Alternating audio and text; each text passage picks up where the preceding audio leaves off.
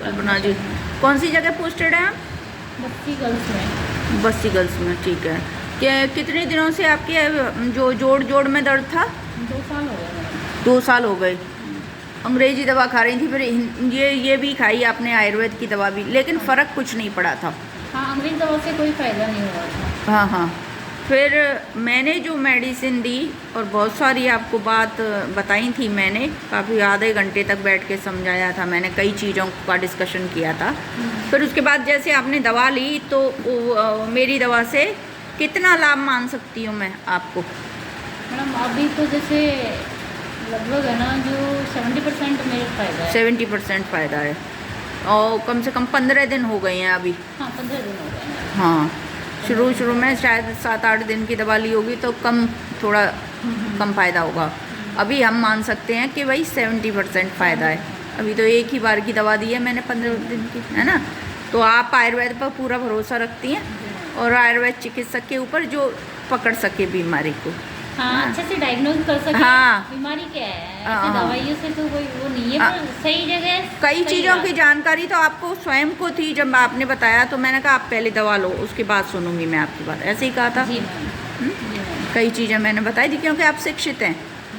तो मुझे लगता है कि हम अगर ईमानदारी से आयुर्वेद को अपनाएंगे और चिकित्सक अच्छा हो, पूरा समय देने वाला हो, समर्पण के साथ सेवा करने वाला हो, तो बीमारियां ठीक होती हैं। जी मैम, वो तो यही है ना, सही डायग्नोज करके सही ट्रीटमेंट सही टाइम पे दे, तब जाके हाँ, कि हाँ। और वो रेगुलर रहे। उसके अलावा सारे परहेज करे।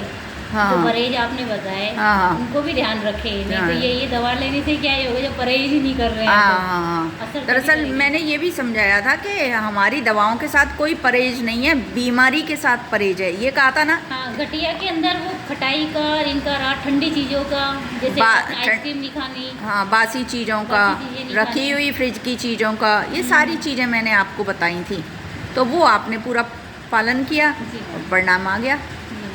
और आपने जो है एलोवेरा के लिए बताया कि एलोवेरा का भी वो लेना है। हाँ, तो हाँ। वो भी लिया मैंने। बहुत शानदार फ़ायदा हुआ, और महीना तो ठीक आता था आपका। पहले कोई गड़बड़ तो नहीं थी? एक बार हुआ था रेगुलर, उसके हमने रेगुलर है, कोई दिक्कत नहीं है। अब ठीक है। पेन वगैरह भी नहीं है कि भाई कोई पेन हो रहा है। हाँ, पहले इसमें। तो मेरे को कई कंप्लेंट बताई थी आपने, जी मैम। है ना।